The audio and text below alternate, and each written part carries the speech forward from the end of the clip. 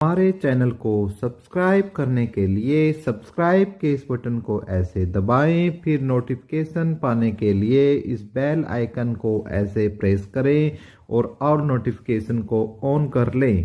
धन्यवाद। वेलकम साथियों, एक बार फिर अपने खुद के चैनल एपिक एजू पर मैं आपका स्वागत करता हूं दोस्तों। और जो आज की वीडियो है वो बेहद खास होने वाली है।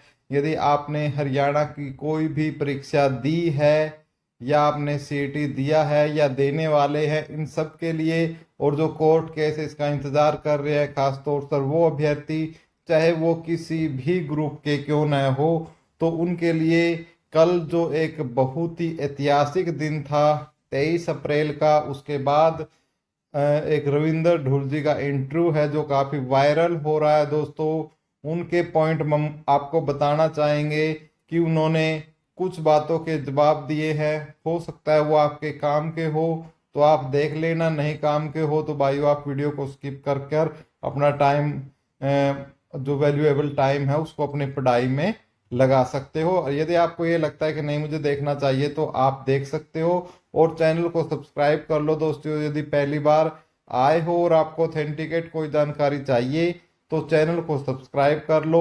सब्सक्राइब करने का तरीका वीडियो के प्रारंभ में मैंने आपको बता दिया है, जो बिल्कुल फ्री ऑफ कॉस्ट है, जिसका आपको एक भी पैसा नहीं देना है साथियों।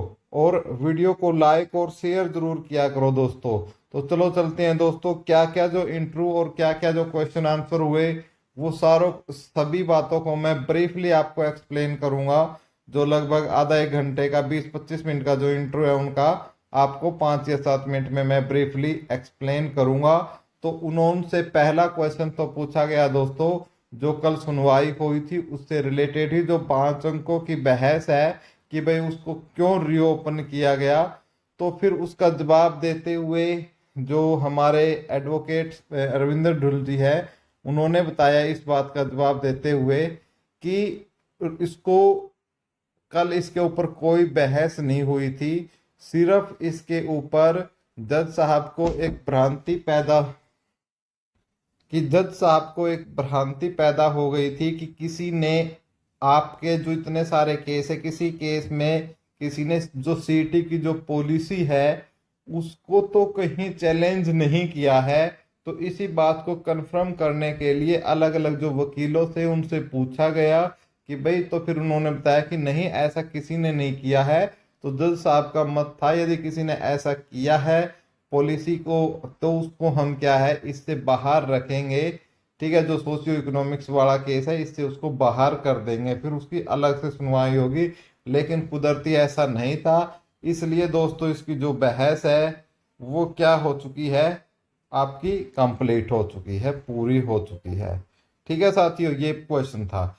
दूसरा क्वेश्चन था कि जो ग्रुप डी और टीजीटी के एग्जाम है उसके ऊपर कुछ बच्चों को डाउट है कहीं वो कैंसिल तो नहीं हो जाए। तो उसका जवाब था भाई उनके ऊपर कोई फर्क नहीं पड़ने वाला है, क्योंकि वो पहले से ही फिल्टर्ड करके वो रिजल्ट निकाले गए हैं 95 में से और 100 में से। और जो टीजीटी एग्जाम है उसका तो अभी रिजल्ट भी नहीं आया है, तो उस पर कोई फर्क नहीं पड़ेगा। लेकिन थोड़ी बहुत जो सीनियोरिटी का जो फर्क है, जो मेरिट का जो फिल्ट्रेशन का फर्क है वो पड़ सकता है।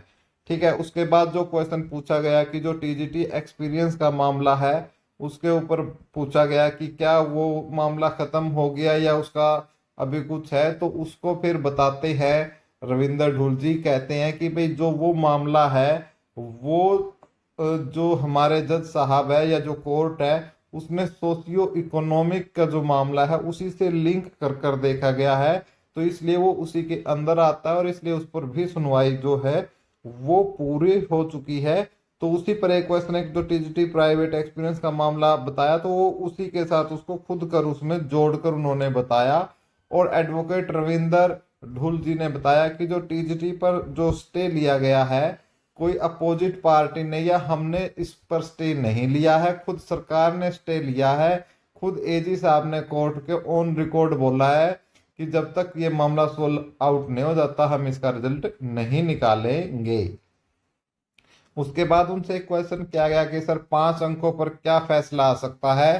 तो फिर उन्होंने इस बात का जवाब दिया कि जो 5 अंकों का मामला है वो कोर्ट के अधीन है।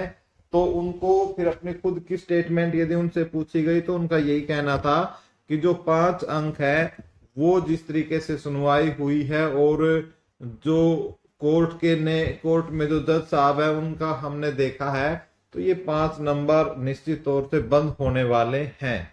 ये उनका जवाब था इसके बारे में। उसके बाद उनसे क्वेश्चन पूछा गया कि एलपीए 1037 के बारे में, तो उसमें ये कोर्ट में इसका क्या मामला रहा। तो इस पर भी उन्होंने जवाब देते हुए बताया कि जो एलपीए 1037 है उसकी जो बहस है वो क्या हो चुकी है।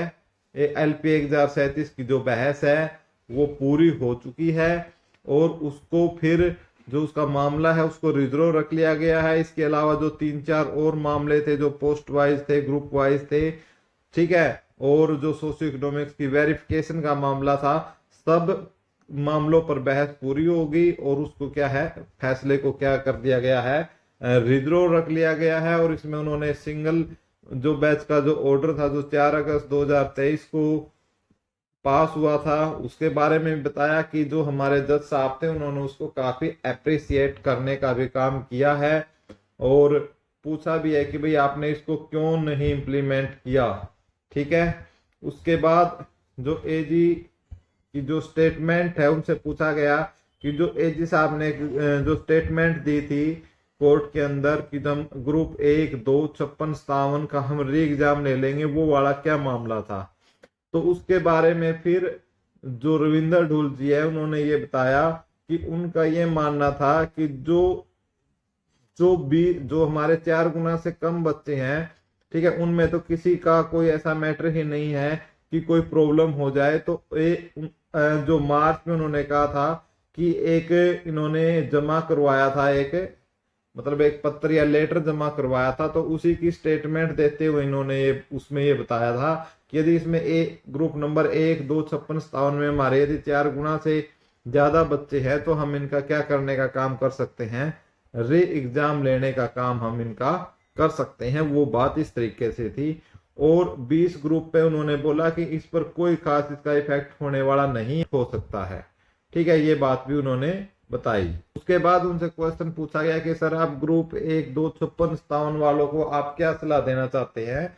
तो फिर उन्होंने अपनी एक व्यक्तिगत सलाह बच्चों को दी है कि भाई 1, 2, 56, 57 क्या है कि भाई मेरे जो कोर्ट का जो आदेश है और या मेरे पास जो केस है जो मैंने सुना है कोर्ट के अंदर, उसके हिसाब से ये आपके 100% कैंसिल होने वाले हैं और आप अपनी तैयारी करते रहे। और फिर उन्होंने एक व्यक्तिगत राय भी दी कि भाई आप थोड़ा थोड़ा ही पढ़ो, चाहे भी हो सकता है कि चुनाव का समय है, सरकार आपको ज्यादा समय ना दे और एकदम से इनको कैंसिल का ऑर्डर दिखाकर दोबारा से इनके री एग्जाम के लिए नोटिफिकेशन भी निकाल दिए। इसलिए पढ़ाई तो आप जारी रखो, चाहे थोड़ा थोड़ा पढ़ते रहो, पढ़ाई कभी भी खराब नहीं जाती। तो उन्होंने इस प्रकार से एक अच्छी ही सलाह देने का काम किया है। ठीक है, उसके बाद डीवी पर जज का क्या रवैया था कि डॉक्यूमेंट वेरिफिकेशन जो वो कब होनी चाहिए, कैसे होनी चाहिए। तो उसने बताया कि डीवी वेरिफिकेशन पर भी लास्ट में बहस हुई थी और बोला कि ये केस भी मेरे पास ही था, ठीक है, लेकिन सरकार इससे बच रही थी और मामले को सोशियो इकोनॉमिक्स में ही उलझाने की कोशिश कर रही थी। और इस पर जो जज साहब है वो काफी कन्विंस भी दिखे। उन्होंने बोला भी हाँ, जो डॉक्यूमेंट वेरिफिकेशन है वो एग्जाम से पहले जरूर होनी चाहिए कि कहीं कोई सही बच्चे की जगह कोई गलत बच्चा अंदर एंटर ना कर जाए, इसलिए ये बहुत जरूरी है। ठीक है, ये क्वेश्चन था। उसके बाद एचएसएससी खुद की पॉलिसी को क्यों फॉलो नहीं कर रही पूछा गया। तो उनका ये जवाब था कि भाई जब सीट की पॉलिसी बना दी है तो उसको फॉलो खुद हरियाणा स्टाफ सिलेक्शन कमीशन क्यों नहीं कर रहा। तो इसका उनका जो जवाब था वो था कि भाई ये एक व्यक्तिगत मामला ना होकर इसके ऊपर जो प्रभाव है वो पॉलिटिकल प्रभाव ज्यादा है। ठीक है, जो पॉलिटिकल इफेक्ट है वो इसके ऊपर आपका क्या है, ज्यादा है। पॉलिटिकल इफेक्ट के चलते ऐसा नहीं हो रहा। और जो इसमें जो सरकार है वो अपना जो गलत तरीके से लेकर युवाओं के साथ जो कर रही है वो बहुत ही गलत है। और अपनी राजनीति की रोटी सेकने के चक्कर में बच्चों के साथ ये हुआ है वरना अब तक तो कब की तो फिजिकल वेरिफिकेशन हो जाती। सरकार के पास काफी तंत्र है। उन्होंने बताया कि जो सीआईडी है, रिवेन्यू डिपार्टमेंट है, और भी एक दो डिपार्टमेंट का उन्होंने नाम दिया कि इन सबको लगा सकते थे और फिजिकल वेरिफिकेशन करवा सकते थे। उनके बाद पूछा गया कि भर्ती रोको गैंग का मुखिया कौन है, तो इस पर भी उन्होंने स्पष्टीकरण देते हुए कहा कि भाई हम भर्ती रोको गैंग के जो हमें बदनाम किया जा रहा है, हम वास्तव में भर्ती रोको गैंग के लिए हमने कभी भी ये भर्ती को रोकने की बात नहीं कही कि आप 95 में से रिजल्ट है टीजीटी का निकाल सकते हो। टीजीटी के मामले में खुद एजी साहब ने ये बोला है कि भाई आप इस पर, हम इसको तब तक नहीं करेंगे जब तक ये मामला सोल्ट आउट नहीं है, तब तक आप बेशक इस पे स्टे लगा सकते हो। स्टे लगाने का काम किया है। 56-57 पर स्टे का जिक्र करते उन्होंने बोला है कि जो सिंगल बैच का ऑर्डर था 4 अगस्त 2023 का, उसमें कहीं भी स्टे का कोई नामो निशान नहीं है।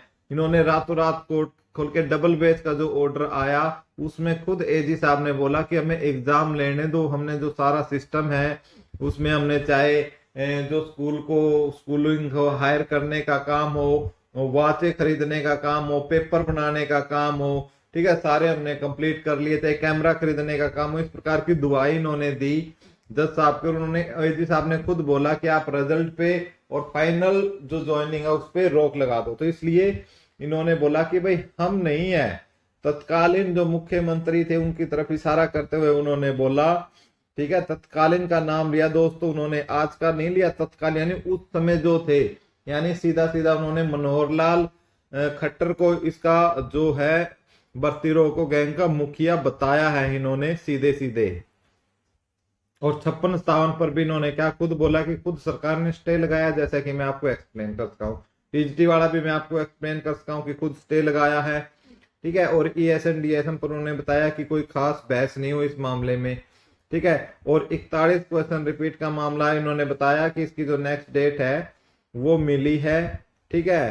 तो इस पर ये क्वेश्चन था बहुत बच्चों का।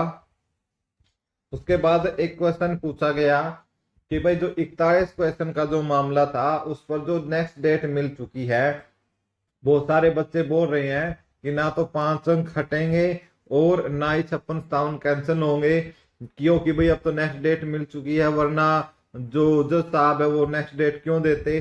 तो इसका जवाब उन्होंने देते हुए कहा है, ये जो रविंदर ढूल जी के शब्द है वो कह रहे हैं कि भाई बेशक से इन पे क्या है नेक्स्ट डेट मिल गई हो, लेकिन ये ऐसा कोई जरूरी नहीं है कि वो कैंसिल नहीं होंगे। वो नेक्स्ट डेट इसीलिए दी गई है कि इतनी लंबी डेट जो जुलाई में डेट दे दी गई है, क्योंकि वो कहीं ना कहीं इन मामलों से लिंक थे, और यदि ये मामले सोल आउट हो जाते हैं तो वो जो अदर केसेस हैं वो अपने आप सोल आउट हो जाएंगे, उनका कोई औचित्य नहीं रह जाएगा, वो स्वतः ही क्या हो जाएंगे, कैंसिल हो जाएंगे, यदि 5 अंकों पर फैसला आता है तो उस केस में भी, ठीक है। और पोस्ट वाइज ग्रुप वाइज होता है तो उस केस में भी, ठीक है। तो इन सब केसों को लेकर उन्होंने इस तरीके से एक्सप्लेन करने की कोशिश की। दोस्तों ये सारी बातें थी, ये एक व्यक्तिगत उनकी राय भी हो सकती है, लेकिन साथियों आपको नेगेटिव होने की जरूरत नहीं है। लगभग जो जजमेंट के बारे में है, उन्होंने रविंदर ढूल जी का कहना है कि 3 हफ्ते में ये जजमेंट है आपकी आ जाएगी, ठीक है। 3 हफ्ते तक जजमेंट आपकी आ जाएगी, और उसके बाद तब तक हमें क्या है, शांति से हमें क्या है, इंतजार करना चाहिए और अपनी पढ़ाई की तैयारी करनी चाहिए, चाहे नेक्स्ट सीईटी की करें, चाहे गवर्नमेंट सेंट्रल गवर्नमेंट की करें, केंद्रीय विद्यालयों की करें, ईएमआरएस की करें। तो आप अपनी तैयारी है वो जारी रखते, थोड़ा थोड़ा पढ़ते रहिए, ठीक है। ये एनालिसिस था कुल, और आप इसके बारे में क्या सोचते हो कमेंट बॉक्स में हमें लिखकर बताना न भूलें। चैनल को सब्सक्राइब कर ले, वीडियो को शेयर जरूर करें, लाइक जरूर करें। Thank you so much.